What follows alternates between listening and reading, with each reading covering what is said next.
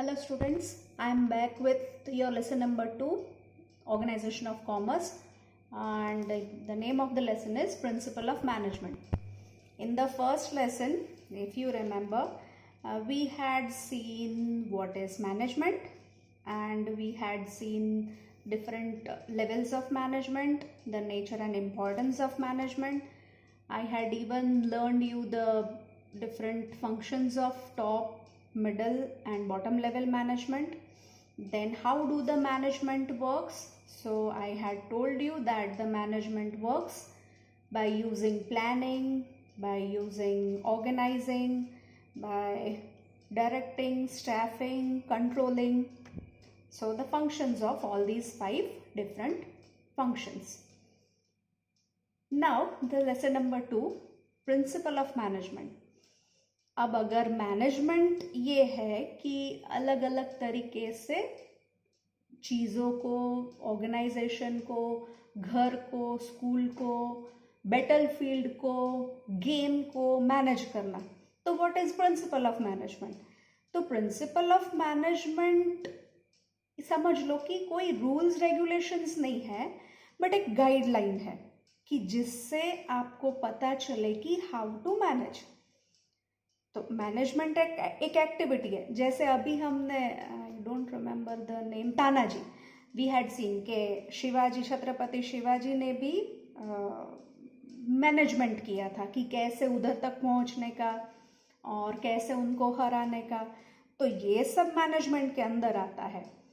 फिर अलग अलग आइडियोलॉजिस्ट, अलग अलग थिंकर्स, अलग अलग ऑथर्स, उनको ऐसे लगा कि we should have some techniques, we should have some rules, we should have some guidelines to follow कि कैसे हम मैनेजमेंट करें. तो इसके लिए बनाए गए प्रिंसिपल ऑफ मैनेजमेंट. हम देखेंगे उसका introduction and meaning. See, I had explained you. Since ages we have done management in various activities. So several management gurus and thinkers have rendered new principles of management. लेकिन ये change होते रहते हैं. हर 2 साल 4 साल नया नया एरा आता है, नया युग आता है.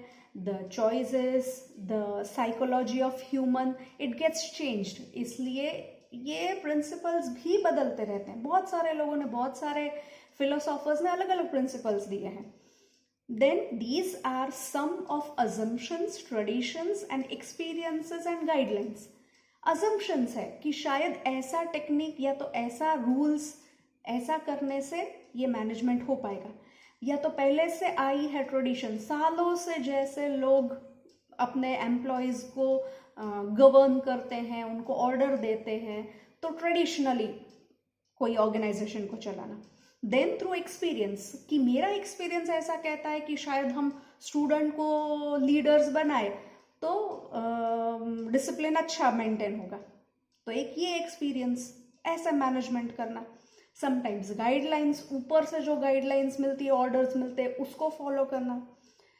तो अल्टीमेटली मीनिंग ये निकला कि it means rules which are required for making comfortable men behaviour in business unit. These are called principles of management.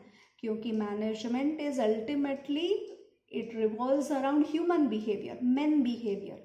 क्योंकि मैंने, अगर याद हो तो फर्स्ट लेसन में बोला था कि मैनेजमेंट मशीन का नहीं कर सकते. Management can be done only of human being.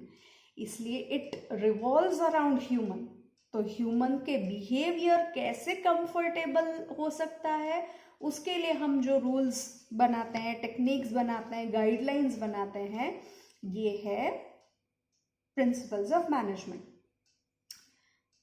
इस चैप्टर में इसके बाद आता है नेचर ऑफ मैनेजमेंट. तो नेचर ऑफ मैनेजमेंट में the first nature is universal acceptance.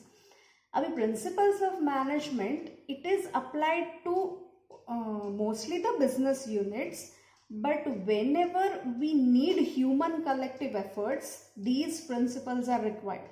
Wherever human is involved, we can apply principle of management. वो कहीं पे भी हो, कोई भी टाइप हो, वो कोई भी फील्ड हो, Only where it will differ according to the type of organization, size बड़ी है या छोटी है, उनकी एक्टिविटी क्या है. Accordingly, sometimes the principle may differ, but usually these principles will be applied universally for everyone, for every field. Okay. Then second one is flexible. Flexible होना मतलब moldable, easily bendable, changeable. मतलब these, इसका flexible का उल्टा है rigid होना, अकड़ू होना. तो these principles are not rigid, but these are flexible. कैसे? Suppose we have decided the principles for this organization कि ये organization चलाने के लिए we will need these 5 principles. जरूरी नहीं कि these 5 principles will be rendered to the same other organization. दूसरी organization का size छोटा है, maybe their human behavior, the skill of their employees is different. So we will need different principle of management. So these are flexible. You can change it anytime as per the size, the type of organization. Then it is a general guidelines. तो general guidelines मतलब when any complex problems arises, you will need some guidelines. The form of these issues may be different. कई जगह पे issues अलग अलग होंगे, तो similar situation नहीं, लेकिन जनरली ऐसे सिचुएशंस आती है ह्यूमन बिहेवियर को लेके. जैसे कि if you take more work from the employees, they will need more salary. So these are the issues in all the organization. तो ऐसे issues के लिए guidelines बनाई गई है जिसको हम बोलते हैं principles of management. Then it is based on human behavior. I told you कि management can be applied only where human is at the center. Where the organization is run by human being, वहीं पे management होता है. तो अगर human जहाँ पे है वहीं पे ये मैनेजमेंट होता है, तो ह्यूमन बीइंग का साइकोलॉजी अलग अलग होता है अलग अलग टाइम पे.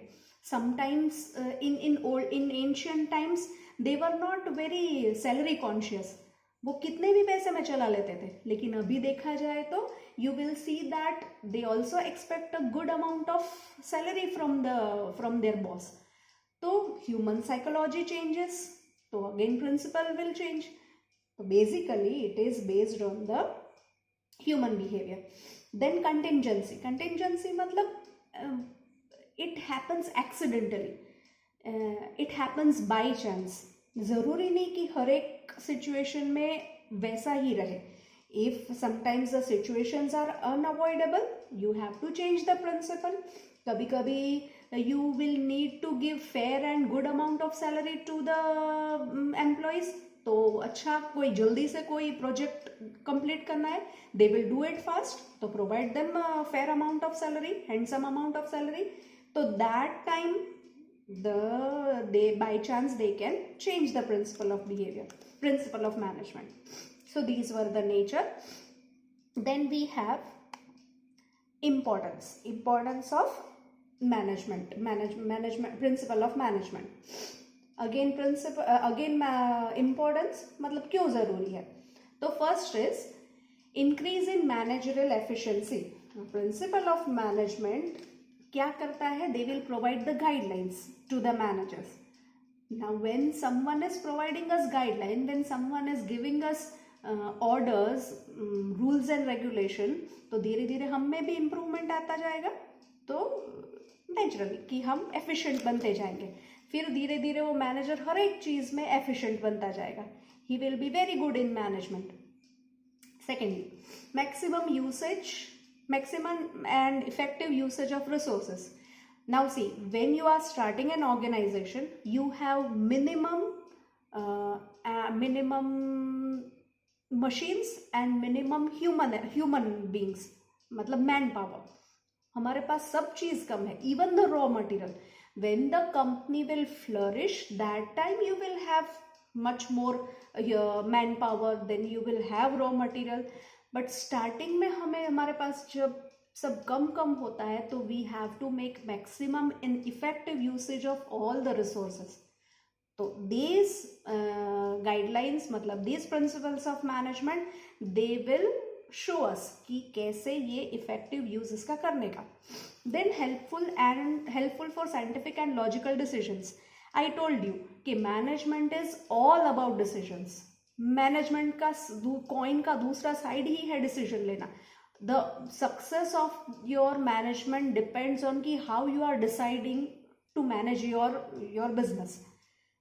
उसमें साइंटिफिक, लॉजिकल, ये सारे डिसीजंस आते हैं. तो की रोल है मैनेजमेंट का कि how you take proper decisions. तो management of principles, the guidelines will show you कि how to take decisions. Then to cope up with the changing business environment. Normally we know कि ये business environment बदलता रहता है. The choices, the trend, the likes and dislikes of people, it gets changed. इसके साथ साथ हमें कैसे, बिजनेस को कैसे कोप अप करने का.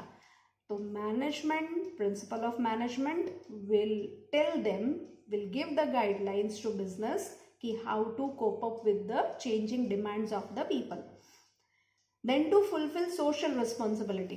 देखा था ना हमने 11th में कि when you are concerned with business, if you have flourished business, तो people will expect something from you कि हमारे लिए ये कुछ करे. तो क्या करने का, what to do for them so that the national and socialistic motive will be achieved. तो उनके लिए गार्डन बनाना है क्या, उनके लिए हॉस्पिटल बनाना है, स्कूल बनाना है, क्या बनाना है. But on the other way you have to see your profit also. तो management, principle of management will give you the proper guideline कि how to fulfil the social responsibility. Then useful for research, training and development. तो the main part, management of principle are the main part of management thoughts. By using the management principle, ये training कैसे लेने का, because when you have human being in management तो उनको बार बार training देना पड़ता है. Even we teachers are given training by our boss, by our top level, जो हमसे ज़्यादा स्किल्ड और लर्न पीपल है. तो वो ट्रेनिंग ऑल राउंड हमारा डेवलपमेंट कैसे करने का, हमें डांस भी आए, हमें पढ़ाना भी आना चाहिए, हमें डिसिप्लिन भी मेंटेन करना आना चाहिए. And we have to do research also. कैसे टाइप के रिसर्च, स्टूडेंट को किस में मज़ा आता है, किसमें वो ज़्यादा अच्छे से इफेक्टिवली लर्न कर सकते हैं.